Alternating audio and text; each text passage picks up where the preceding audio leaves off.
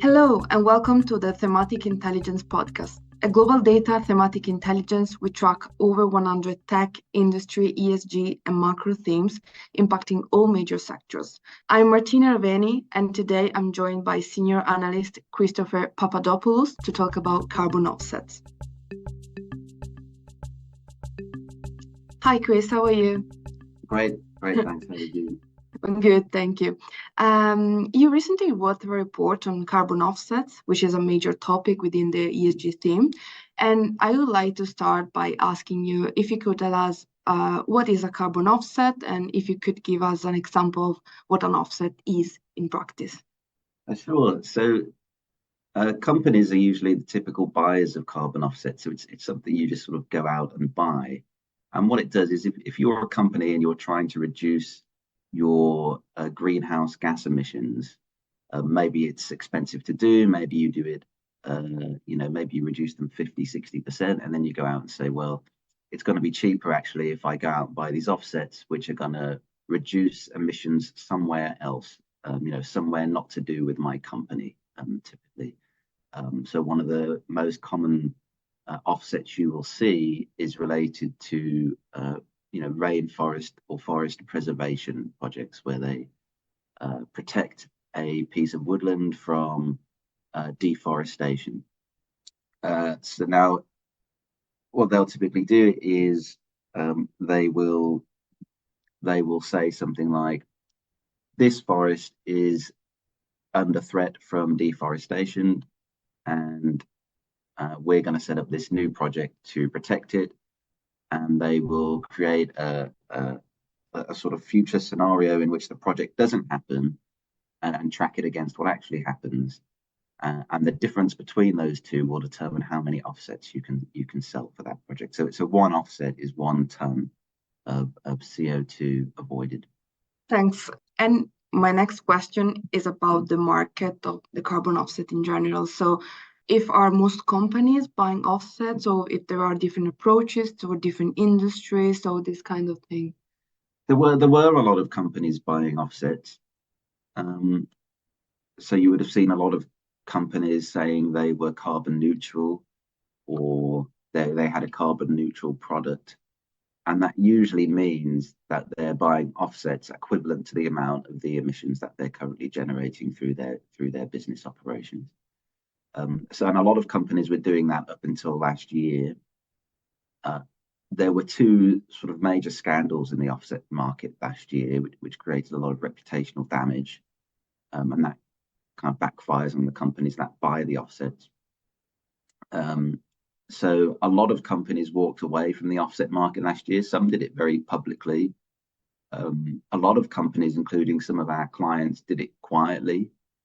So they didn't make a big song and dance about it or release a press release or anything like that. They just stopped buying them, or they adjusted their carbon neutrality targets and things like that. So I think the number of companies that have walked away from the market is a lot larger than the sense you would get if you just looked at the news and the companies who are publicly sort of stepping away from them. You said that a lot of companies are stepping away for these scandals because of greenwashing accusations, but are there industries in general that tend to buy or get away from carbon offset, or in general they are evenly distributed throughout every sectors? I would say every sector pretty much has. It's more the sort of larger companies which typically have larger budgets, which are buying offsets. But pretty much every sector is buying offsets. I mean, where you tend to see it a bit more is in sectors where they had low emissions already. So if you look at something like the technology sector, something like that, emissions wasn't a particularly major problem to them compared to, say, industrial sector. So it's not too much money for them to go out and say, and buy the amount of offsets equivalent to their emissions, because they don't have many emissions, and then they can say, we're carbon neutral, things like that. So you used to see a lot of tech companies do, but they're doing it less so now, or they're switching to things like they're switching away from the more traditional offsets to things called carbon removal offsets, which are slightly different. You said that they're going through carbon removal offset. I've heard about that, but what are they? And regarding to the scandals, should companies avoid carbon offset and jump to the carbon removal, or what do you think? Well, there's a few things companies can do. So some companies have stopped buying the sort of traditional offsets, which are based on emissions avoidance, and they've started buying these carbon removal offsets, which you physically remove rather than sort of paying someone else not to pollute. You're actually physically removing emissions from the atmosphere with removals. But the problem with them is they're quite expensive. So there was a deal last year that JP Morgan did, and if you look at the numbers behind that deal, it worked out as something like JP Morgan paid $250 per ton of CO2 that it paid to remove. And that's a lot. The traditional offsets could have been around $10 per ton, typically $10 to $20 per ton. So not a lot of companies will have the budget for that. For companies who want to sort of be leaders, I think they'll invest a lot in the new carbon removal technologies, things like direct air capture, things like biochar, enhanced rock weathering. These are some of the things we see companies putting money into.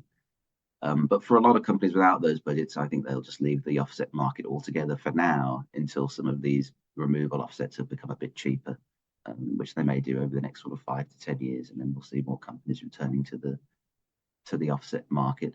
And what we'll also see some companies doing is some companies will set up their own offset projects, which perhaps look a bit more like the traditional projects.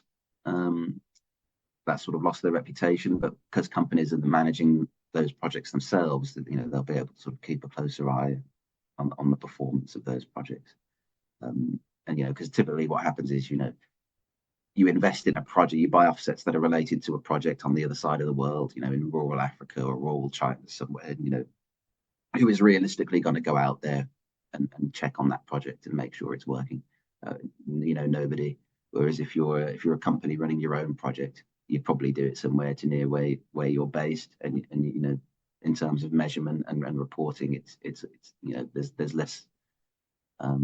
there's less room for error and greenwashing accusations on the back of that. So we'll see a lot of companies do that as well, moving towards doing their own projects.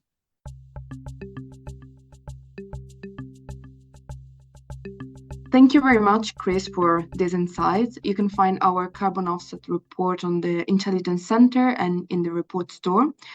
Thanks for listening, and from us in Thematic Intelligence, see you next time.